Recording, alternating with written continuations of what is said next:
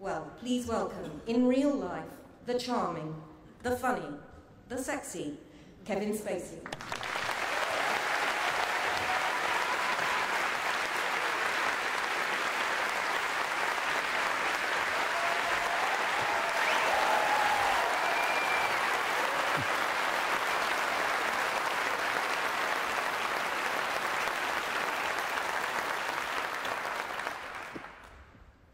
Good evening.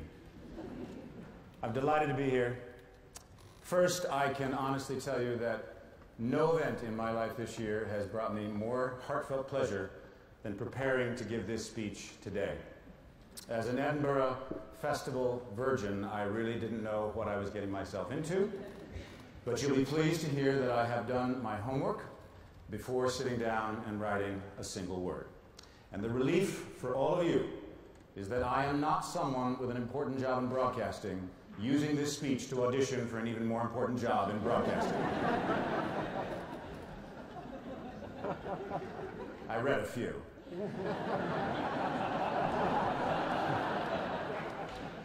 Now, since in the history of the MacTaggart lecture, no actor has ever been asked to give this speech, I also won't be spending any time justifying why I'm giving this speech. If what I say today is responsible, I alone am responsible for saying it. And if the MacTaggart were a political office that you actually had to run for, then the banner hanging over this lectern would not be that one. It would be my campaign slogan and theme for today, and that would read, "It's the creatives, stupid."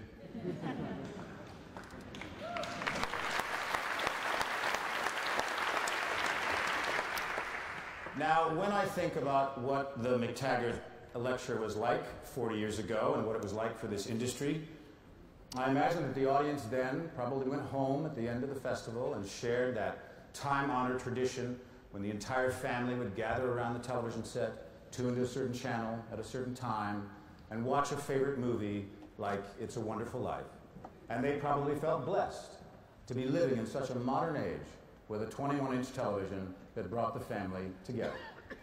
Today, when I think about how all of you might go home after the festival, you can sense that things are a little bit different now than they were then. It's more likely you've already recorded It's a Wonderful Life on your DVR as you gamely try to gather the family around the giant movie screen that you've installed in what used to be the garage. Then you can try to find out where your children are on Facebook.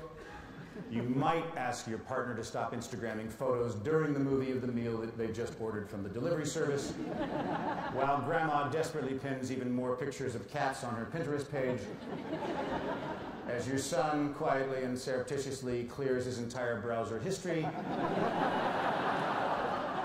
and your daughter tweets how boring It's a Wonderful Life is because it's not in 3D or even in color. You too will feel that warm family glow of precious time when we all come together to basically ignore each other. It is indeed a more complicated, modern, and wonderful life, isn't it? So a bit of cautious humor as I begin my comments today. And I want to share with you a couple of experiences that I've had in television that profoundly changed my view of this medium, and are some of the influences that perhaps led to my doing House of Cards with Netflix, one of the primary reasons, if not the only reason, I was asked to speak today. Now, I was lucky. My parents loved literature and the arts, and as a young child, I got taken to the theater all the time. And I was also captivated by television. I mean, we loved to sit as a family and watch Upstairs, Downstairs, or The Wild Wild West, which was my personal favorite, crowded around our set for the latest episodes. Television showed me a world beyond my own neighborhood. It introduced me to people I had never met, places I had never seen. It fired my imagination just like theater and books had. And I was not a studious kid, so I struggled to find things that would command my attention and engage my ideas and my energies. But I knew that I loved stories and drama. I'd even sat down with a school friend and drew on a napkin in a restaurant the plans for a theater that we dreamed of opening one day, a theater that we would name Trigger Street after the street that my friend lived on. Well, as it turns out, I did eventually get to run a theater, the Old Vic, and I saved the name Trigger Street for my production company. So I am one very lucky guy because I have been able to live out my dreams almost perfectly as I look back on it now, that you'd think I would have made it up.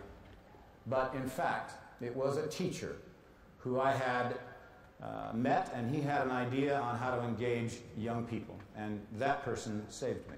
You see, it turns out that I was drawn to acting at a very young age, and this smart drama teacher pushed me toward a workshop where I was blessed to meet the man who would become my mentor, the great actor Jack Lemmon. And at this workshop that Mr. Lemmon was running in 1974, we had new scenes from Juno and the Peacock, which he was performing at the MacTaggart Forum at that time in Los Angeles. And after I finished doing my scene, Jack Lemmon walked up to me, put his hand on my shoulder, and he said, "That was a touch of terrific." He said, "No, I'm not kidding. That was terrific. You're a terrific young actor." He was connected to the emotional stuff in the play. I mean, this is what I've been talking about, kids. You should go to New York, and you should study because you're a born actor. Now, mind you, I was 13 years old. So after graduating from high school, I took Mr. Lemmon's advice. I went to New York, and I studied theater at the Juilliard School of Drama. And then later, I got the chance to audition to play Jack's alcoholic son in the Broadway production of Long Day's Journey into Night. So in 1986, 12 years after I first met him, I found myself in a room with Jack Lemmon, and after I finished my audition, we had to do like 4 scenes together. Once again, Jack Lemmon walked up to me, put his hand on my shoulder, and said, "I never thought we'd find the rotten kid, but you're in. Jesus Christ, what the hell was that?" I spent the next year working alongside Jack every night, including our run here in London at the Haymarket. And he became the most important mentor, father figure, and friend I could have ever hoped to have had. We did 3 films together, ending with Glengarry Glen Ross, which he used to like to call Gene Barry Glenn Close, because it was easier to say. Now, the reason I told you this story, fast forward to 1990. Jack Lemmon invites me to sit at his table at the American Film Institute Lifetime Achievement Award to Sir David Lean. And 2 things you should know. 1, Sir David Lean directed Lawrence of Arabia. And 2, if you don't know who Sir David Lean is, you're in the wrong business. Now, I remember being on the edge of my seat as Mr. Lean dedicated his entire acceptance speech to the idea of promoting and supporting emerging talents. It turns out that he was concerned, perhaps even frightened, about the film industry's lack of commitment to developing talent, and the greater and greater number of films that the studios were making that appealed only to the pulse and not to the mind. And this is part of what he said that night in 1990 in front of all of Hollywood. I find myself thinking that nearly everything that Noel Coward and I used to talk about in doing new things, and nearly everything I learned in those early days, seems to be contradicted today. We don't come out of many new holes anymore. We try to go back and come out of the old ones. Parts 1, 2, 3, and 4. And I think it's terribly, terribly sad. I mean, all right, go ahead, do the 1, 2, 3, 4, but don't make it a staple diet. This business lives on creative pathfinders. And I terribly miss, we all miss, I think, somebody like the great producer Irving Thalberg. He had a foot in both camps. He understood us creative people, but he also understood the money people. And we are in terrible danger. I think there are some wonderful new storytellers coming up now. They're going to be our future. Please, you money chaps in the money department, remember what they are. I think the time has come where the money people can afford to lose a little by taking risks with these new filmmakers. And then Lean said the following: I think if they give these new storytellers encouragement, we're going to come up and up and up in the film business. And if we don't, we're going to go down and down and down and lose it all to television. Television will take over. David Lean said that in 1990, and hold on to that thought because I'll come back to it. The second experience I want to tell you about is when I made my first trip to Los Angeles as a working actor in 1987 after having studied at Juilliard and then having begun my career as a theater actor. I was offered a reoccurring role on the CBS series Wise Guy. Do you guys remember that show? Absolutely not. Anyway, I immediately turned it down.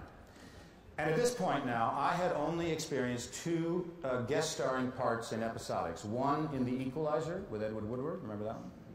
And the other on Crime Story. Now, the experience and the performances that I gave in both of these shows was frankly forgettable.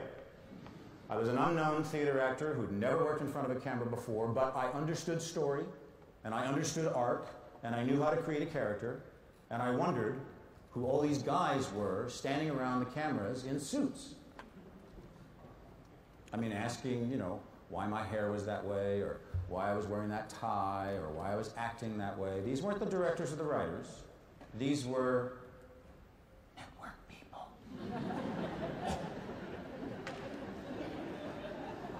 I see network people. Sticking their fingers in every creative decision and having opinions about everything. And even though I was just starting out, I already knew that I didn't want that kind of experience as a steady diet. So I turned down this offer to do Wise Guy. And when my agents and manager began to scream at me, who the hell do you think I was? I picked up a phone and I called Jack Lemmon. Because I remember that during Long Day's Journey into Night, he often talked about when he first started out as an actor in television in the 1950s. He often said that those were the golden years. And we've all heard that phrase, the golden age. And I was being pressured to accept this role. And I wondered, what did he actually mean by that phrase? I mean, was he just being nostalgic? Or was there something different about the way television was back then? So I called him, and he said to me, you have to understand, kid, that television was brand new back then. I mean, it was a new medium, and nobody really knew if it was going to last. So you could try anything. Comedy one week, a drama the next, a musical. I mean, it was terrific. It hadn't been commercialized yet, and no one knew if it was even going to be around that long. There was this sense of total abandon. Total abandon. Now, that was not a phrase that I had ever associated with television. But now it makes sense. When I learned that James MacTaggart, in addition to being a dynamic creative force, was also in his personal life a volunteer parachutist in the Scottish Battalion. I mean, he was choosing willingly to jump into space, taking a leap of faith, and his work reflects that sense of abandon, which is why we honor his memory today. And so it struck me that was exactly what I needed to apply. Total abandon in order to tackle a character that would be memorable and have an experience that would be lasting. So I sat down with Stephen J. Cannell, the producer, and he promised that I would have total freedom to create this role of Mel Prophet. So I took the part, and it turned into a very satisfying experience. I did 7 episodes, and then they killed me off. Now, Brett Martin, in his new book, Difficult Men, a behind-the-scenes look at the past 15 years of what he calls the third golden age of television, cites a very revealing story about what creatives have had to deal with since the beginning of this medium. When the hit series Hill Street Blues was about to premiere in 1980, NBC sent an internal memo to writer-showrunner Stephen Bochco with a list of their concerns following a focus group testing of that program. The most prevalent audience reaction indicated that the program was depressing, violent, and confusing. Too much was crammed into the story. The main characters are perceived as not being capable and having flawed personalities. Professionally, they were never completely successful in doing their jobs, and personally, their lives were a mess. Audiences found the ending unsatisfying, too many loose ends, etc., etc. Now, in other words, this memo was an entirely unwitting blueprint for not only what made Hill Street Blues such a historic program, but for all the shows that make up this third golden age. If those executives had had their way, the road would have never been paved for The Sopranos, Rescue Me, Homeland, 6 Feet Under, Dexter, Damages, Sons of Anarchy, Oz, The Wire, True Blood, Boardwalk Empire, Mad Men, Game of Thrones, Breaking Bad, and House of Cards. And if the list I just read of those programs is not the most powerful, inescapable evidence that the king of television is the creatives, then I don't know what would convince you. You can applaud.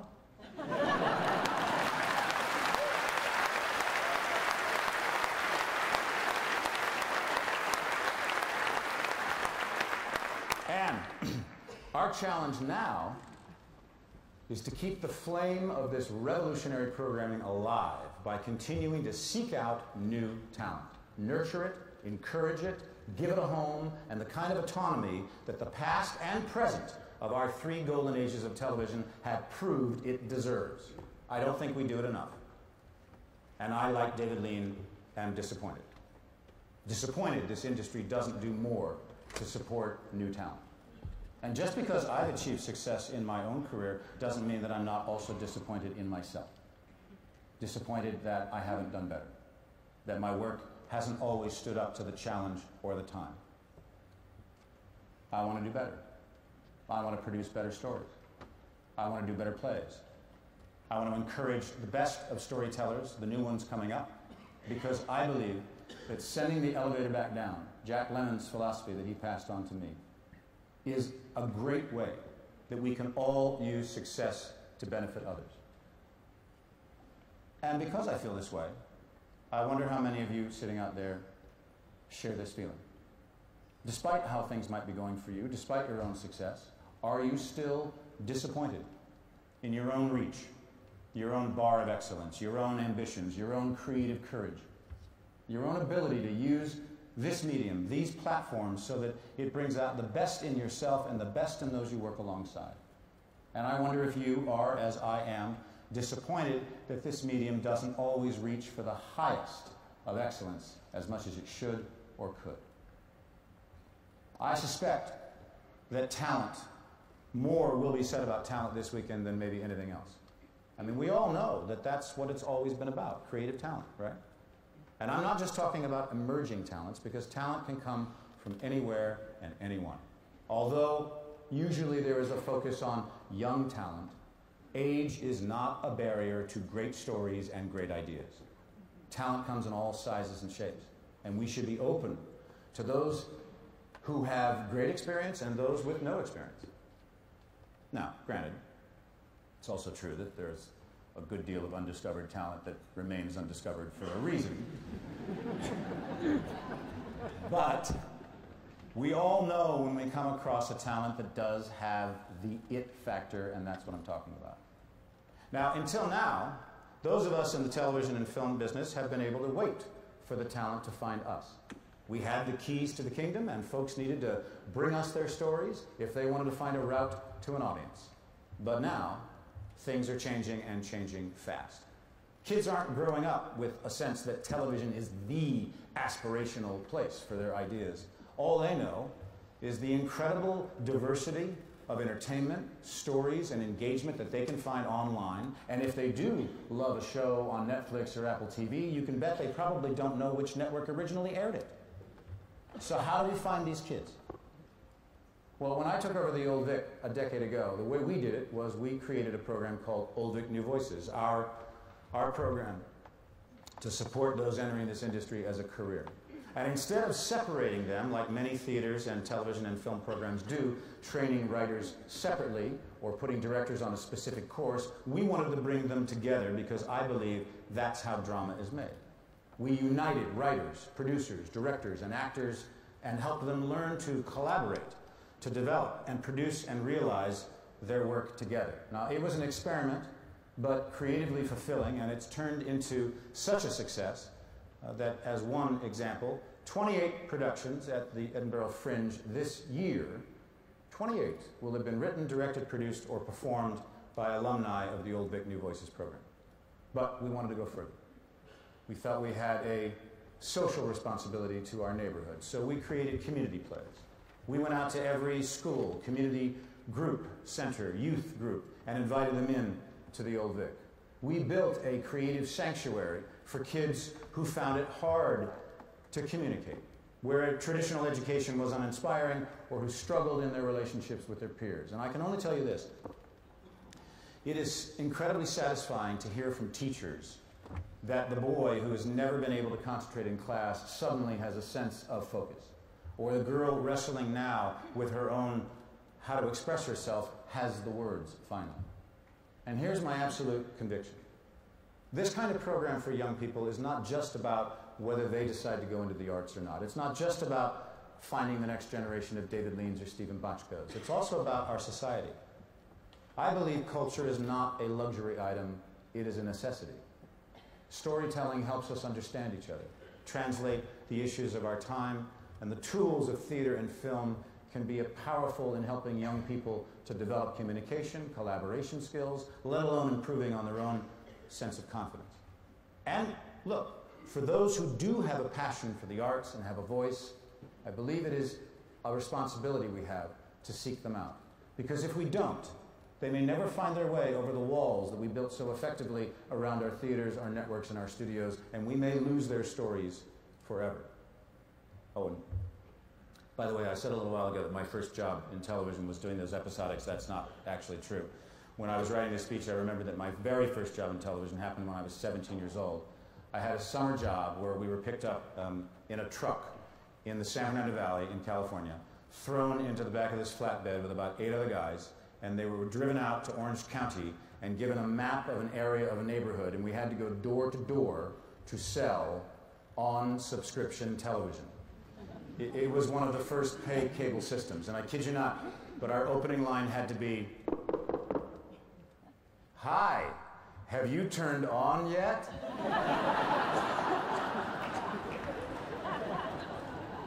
Yeah. A lot of doors got slammed in my face, I can tell you that. But, you know, who knew I was being innovative about television even as far back as 1976. Now, if there is anything about the character that I play on House of Cards, Francis Underwood, that I suspect people might admire, is that he too has embraced a sense of total abandonment to the rules. He has no allegiances to party, to titles, to forms, to names, to labels. He doesn't care whether it's Democrats or Republicans, ideology or conviction. What he sees is opportunity and the chance to move forward. Okay, yes, so he's also a little diabolical, but, you know, he's very, very effective. So, like Francis, I've come here today with no ideology. I'm not viewing today's event as a television event. It seems to me that since audiences are no longer making those kind of distinctions, why should we? So let's throw out the labels, or as Francis might say, at least let's broaden the definition. And if we have to call ourselves anything, then aren't we all just storytellers? Now, House of Cards, creatively, actually follows the model more often employed here in Great Britain. The television industry here has never really embraced the pilot season looked to by the networks in the United States as a worthwhile effort. And now look, of course, we went out to all the major networks with House of Cards, and every single one was interested in the idea, but every single one wanted us to do a pilot first. And look, it wasn't out of arrogance that David Fincher and Bo Willem and I were not interested in having to audition the idea. It was that we wanted to start to tell a story that would take a long time to tell. We were creating a sophisticated, multi-layered story with complex characters who would reveal themselves over time, and relationships that would need space to play out. And the obligation, of course, of doing a pilot, from the writing perspective, is that you have to spend about 45 minutes establishing all the characters and create arbitrary cliffhangers and basically generally prove that what you're setting out to do is going to work.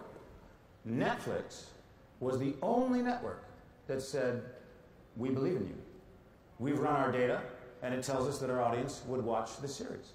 We don't need you to do a pilot. How many do you want to do?" And we were like,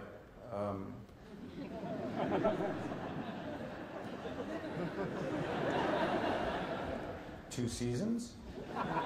Now, by comparison, last year, 113 pilots were made. 35 of those were chosen to go to air. 13 of those were renewed, but most of those are gone now. And this year, 146 pilots were shot. 56 have gone to series, but we don't know the outcome of those yet.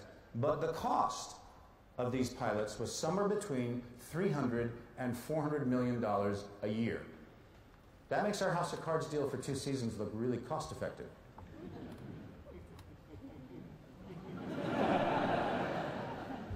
I know you're here, Netflix. I know you're here. Now, Clearly, the success of the Netflix model, releasing the entire season of House of Cards at once, proved one thing. The audience wants the control. They want the freedom. If they want to binge, as they've been doing on House of Cards and lots of other shows, then we should let them binge. I mean, I can't tell you how many people have stopped me on the street and said, "Thanks, you sucked 3 days out of my life." And through this new form of distribution, we have demonstrated that we have learned the lesson that the music industry didn't learn. Give people what they want, when they want it, in the form they want it in, at a reasonable price, and they'll more likely pay for it rather than steal it. Well, some will still steal it, but I think we can take a bite out of piracy. All right, so we get what the audiences want. They want quality. We get what the talent wants, artistic freedom. And the only way to protect talent and the quality of our work is to be innovative. And we also get what the corporations want, what the studios want, what the networks want. They want to make money. And we need them to be profitable so that they can continue to fund high-quality production. They want the highest possible audiences with the greatest impact. We get it. We all get it. The challenge is, can we create an environment where executives who live in data and numbers are emboldened and empowered to support our mission? To have an environment that leadership will take risks, willing to experiment, be prepared to fail, aiming higher rather than playing it safe. It's like Steve Jobs. Why did he continually cite Henry Ford as an inspiration? Because Ford anticipated that people didn't know that they needed or wanted a car until he invented one. And we didn't know that we needed and wanted all that Apple has brought our lives until Steve Jobs put it in our laps or put it in our hands.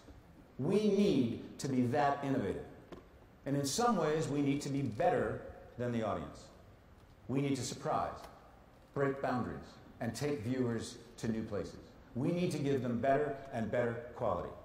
We might not disrupt the status quo overnight, but we can mold structures at the center of our businesses, because if we really, truly put talent at the heart of everything we do, we might just be able to have greater highs across a broader spectrum of this industry. That's what I believe.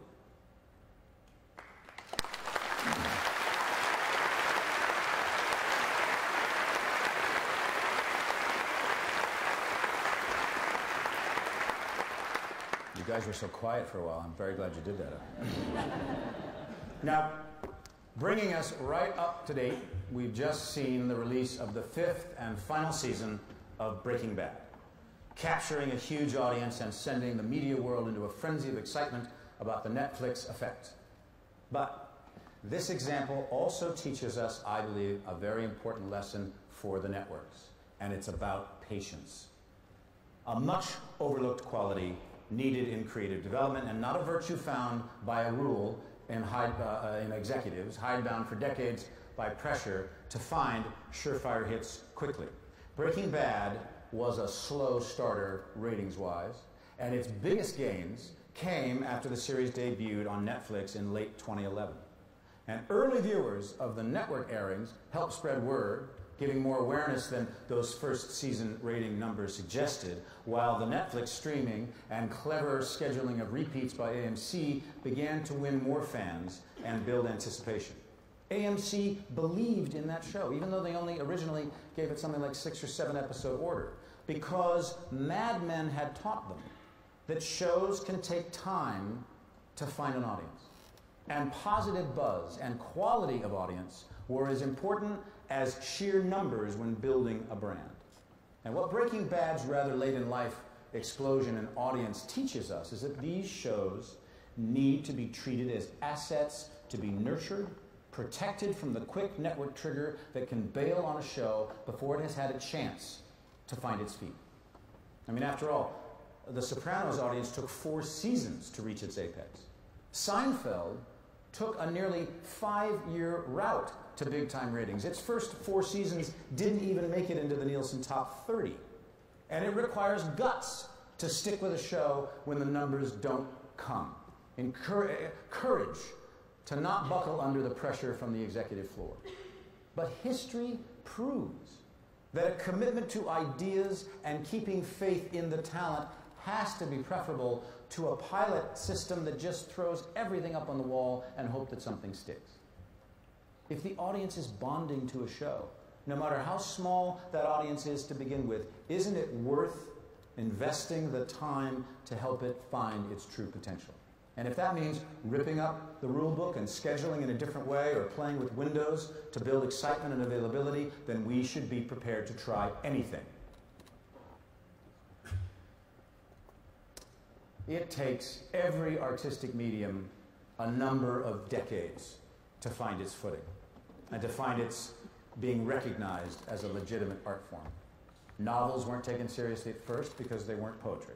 Photography was seen as inferior to painting for its first 50 years. It took decades for film to graduate from cheap Nickelodeon entertainment for the masses to something considered a fine art form. Buster Keaton is now seen as a genius, but at the time was a vaudevillian clown in the flickers. And as for David Lean, no one paid any attention to his warning in 1990. No one took him seriously that night. The film industry didn't believe that television could ever become its biggest competitor. And yet, it would only be 8 years later that The Sopranos would debut on HBO. And the tide of actors, writers, directors, and producers seeking and finding a more fertile playground than the film industry was offering them would begin. And I do not think that anyone today, 15 years later, in terms of character-driven drama, can argue that television has not indeed taken over. So it's really only in the last 15 years that television has finally been seen as a legitimate art form, mostly because these pioneers in cable took chances, and those stories found audiences thirsting for more sophisticated narratives and characters than the movie theaters were offering them.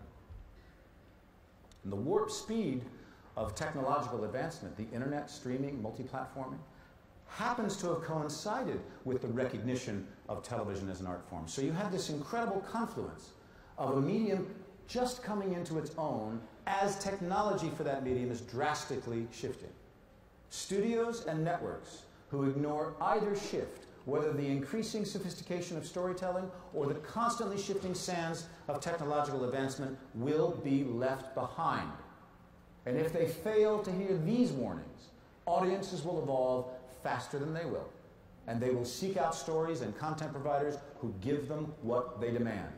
Complex, smart stories available whenever they want, on whatever device they want, wherever they want.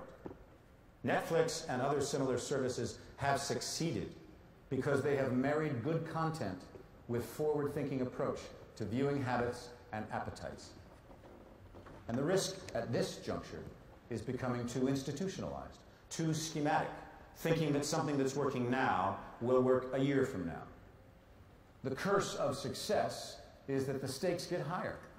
Careers are made, salaries increase, people have reputations and track records to protect.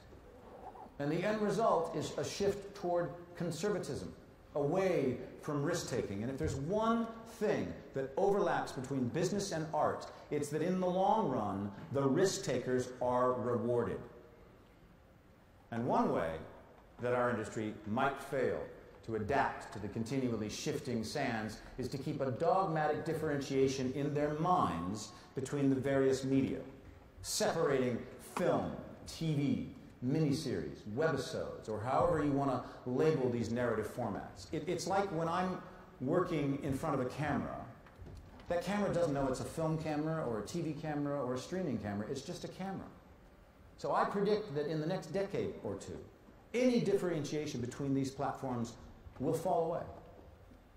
Is 13 hours watched as one cinematic whole really any different than a film? Do we define film as being something 2 hours or less? Surely it goes deeper than that. If you're watching a film on your television, is it no longer a film because you're not watching it in the theater? If you watch a TV show on your iPad, is it no longer a TV show? The device and the length are irrelevant. The labels are useless, except perhaps to agents and managers and lawyers who use these labels to conduct business deals. But for kids growing up now, there's no difference watching Avatar on an iPad or watching YouTube on a TV or watching Game of Thrones on their computer. It's all content. It's just story. To say nothing of the audience's attention span. I mean, for years, particularly with the advent of the internet, there's people griping about, lessening attention spans. But if someone can watch an entire season of a TV series in one day, doesn't that show an incredible attention span? Because when the story is good enough, people can watch something 3 times the length of an opera. What'd you do last weekend?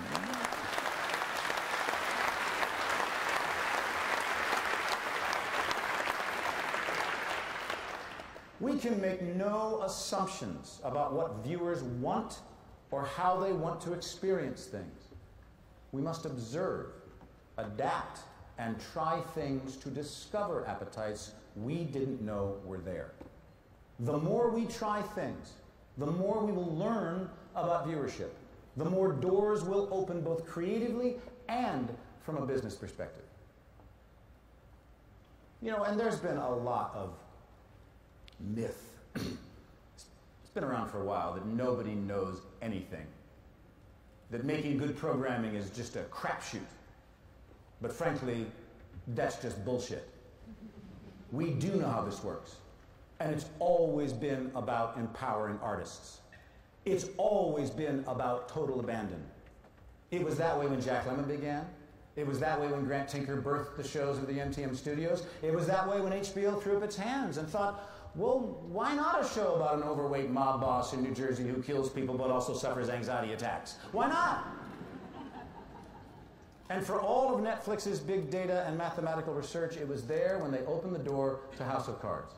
And boy, we got lucky in the creative department. Since Netflix had never done an original program before, they didn't even have an office to give us notes.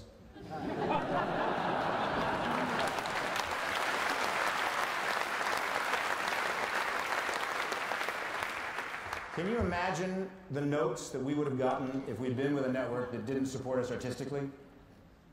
We're a little concerned that Kevin strangles a dog in the first 5 minutes of the series. We're afraid we're going to lose half our audience. But we weren't asked to compromise or water down the story we wanted to tell by anyone. Not at Netflix, not at MRC, our production company. And that first scene creatively set the tone for the entire series. So we know what works.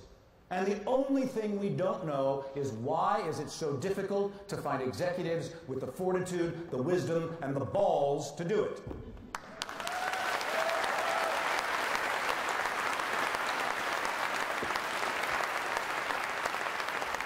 Because here's the thing, and it's good news. More than at any other time, and any other group gathered in the 37-year history of this lecture, you, in this hall today, are in a position to make it happen. To do both work that you can prosper from and go home proud of. Now, 15 years ago, I might not have been up here talking to you about this because television was considered a lost cause. Oh, frankly, 15 years ago, I wouldn't have been up here lecturing you because my agent would have never allowed me to do a TV series after winning an Oscar. Let alone something streaming.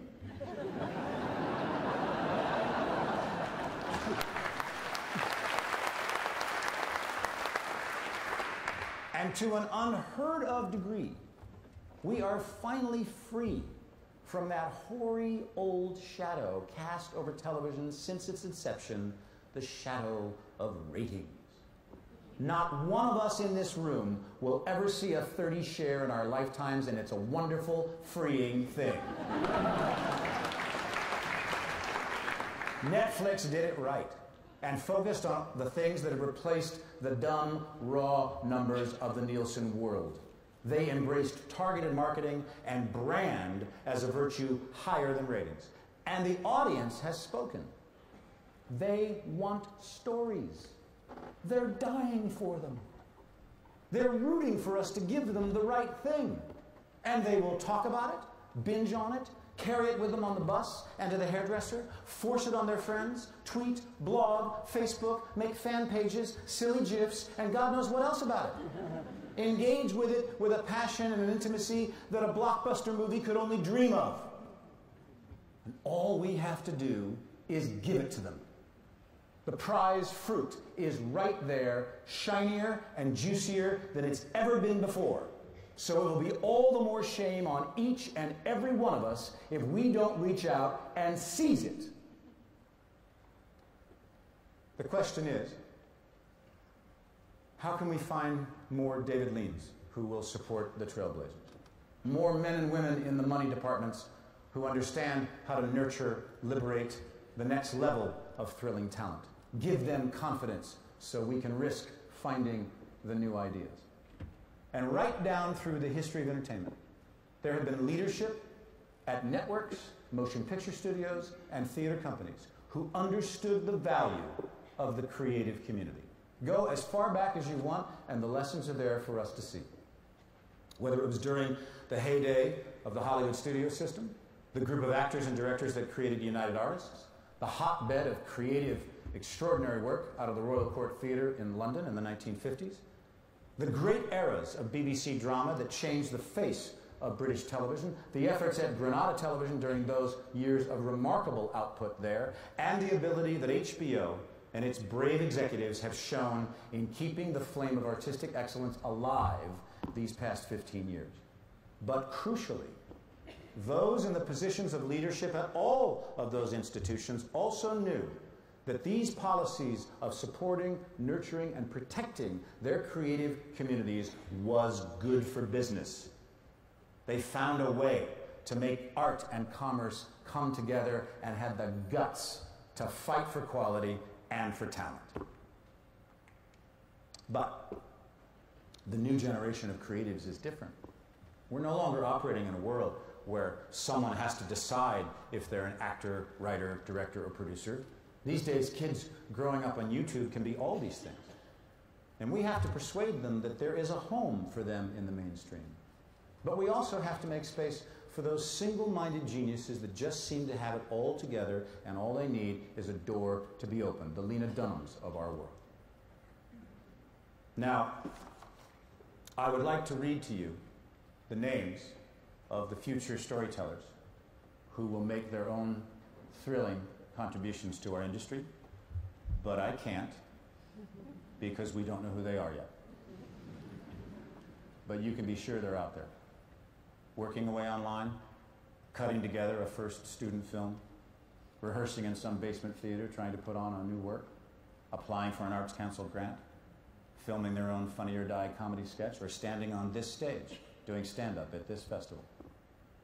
And it strikes me that there is, at last, a space for this new wave of talent to occupy. It's not nearly as large a space as it could be, but the door is ajar and the windows are open.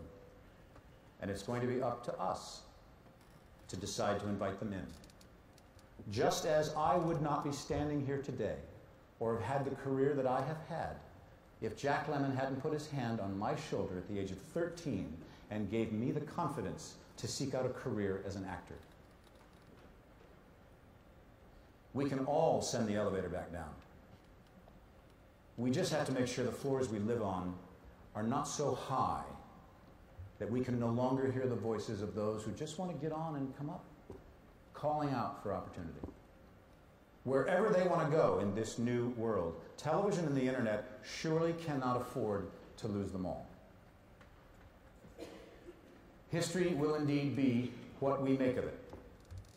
With all that's at our fingertips, can we still find a way to gather together and share a more Frank Capra-like world? We all still crave shared experiences. But these days, the water cooler moment where people gathered at work to talk about what they'd seen on TV the night before has vanished. We no longer live in a world of appointment viewing. So the water cooler has gone virtual because now the discussion is online. And it's a sophisticated, no spoilers generation. And because of that, we need never be alone with our Breaking Bad habit or our crazy obsession with Dexter. And stories are the great leveler, capable of crossing borders to unite audiences. And when there is so much conflict in our world, as countries go to war, with so much that pulls us apart.